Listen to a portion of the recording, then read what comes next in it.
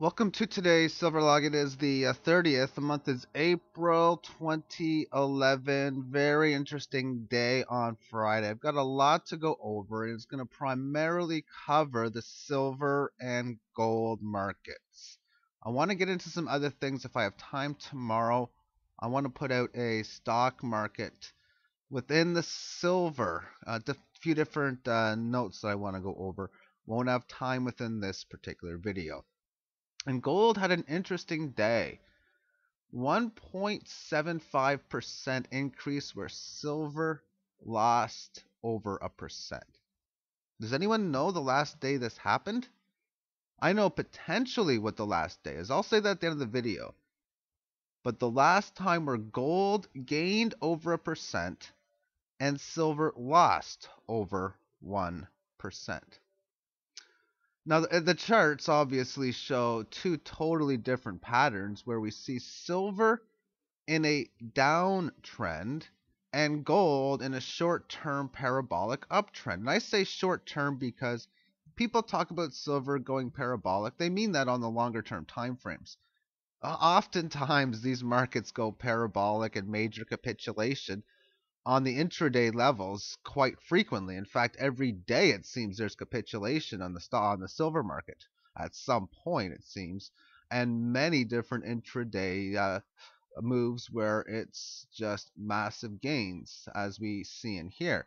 And it's interesting whenever a silver chart resembles what you see here, massive gains with smaller candles that preceded the gains, that would generally say, okay, that's about what, 4% gain, 3.5, 5. Yeah, gold gets 1.75 within that type of move. And when I seen this move, I instantly was thinking about a Simpsons episode. Now, if you're not familiar with the Simpsons or you don't like the show much, then just bear with me. But what happened in an episode where it was the one where Ralph Wiggum got the keys to the city, the town, and there was a major possible catastrophic event happening, and well, they saved the day, and pretty much Lisa saved the day.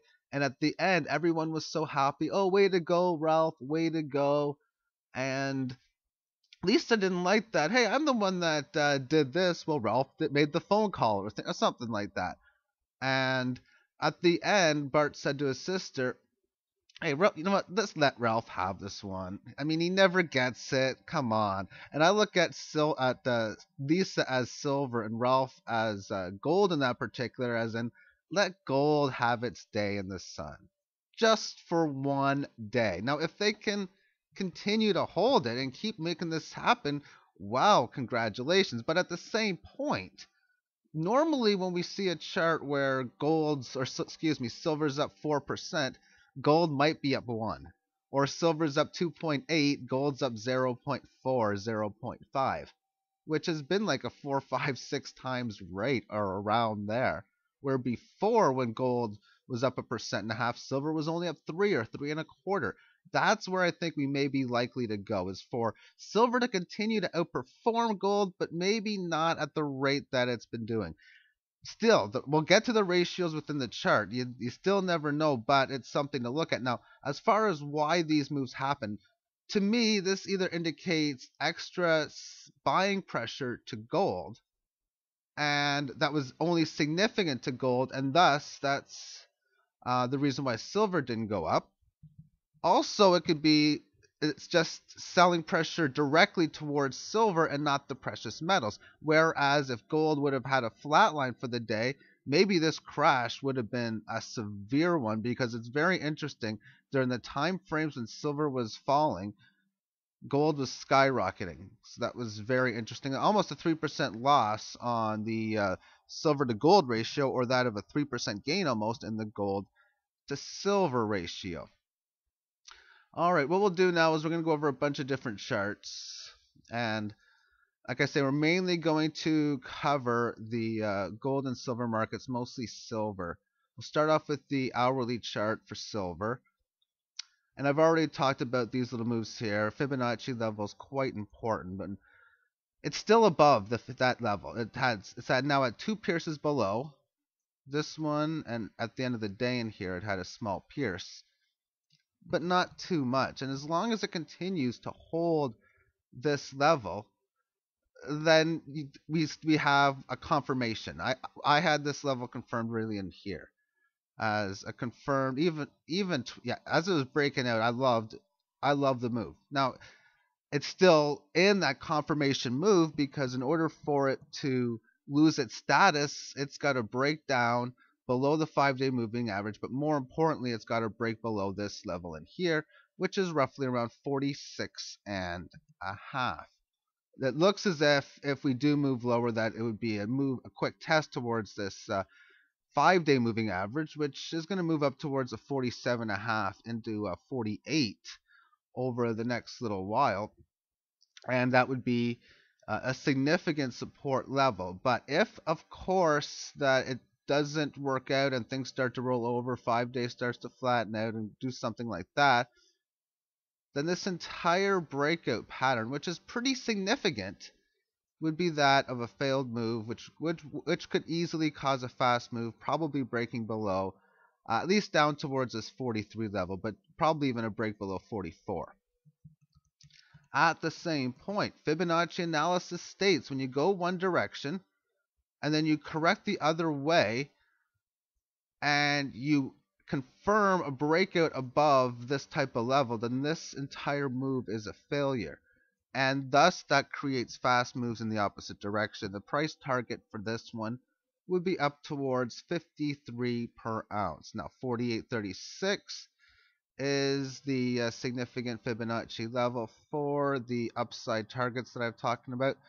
And thus far, we don't know if it's going to be resistance or support. Either way, it is stabilizing it and using it as a significant level. Whether it's support or resistance, it doesn't matter. It does matter to note that if you can find ways of this being used as support, that this is pretty strong. Not having much resistance does give us long-term sentiments up towards the 75 level. I've said a lot about 78, and I pretty much still stick by it because it seems the norm is piercing above.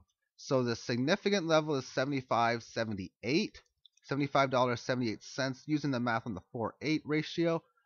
But even up to 78 would be an area as that next target. It's still got to confirm some sort of break it. Long term, it's got to do a lot more than breaking 50 to confirm it. But intermediate term, a really getting above 49 would really start to get things exciting because there isn't much price memory up towards this 49 level. So it's still pretty much testing or going into new waters on the break of that level.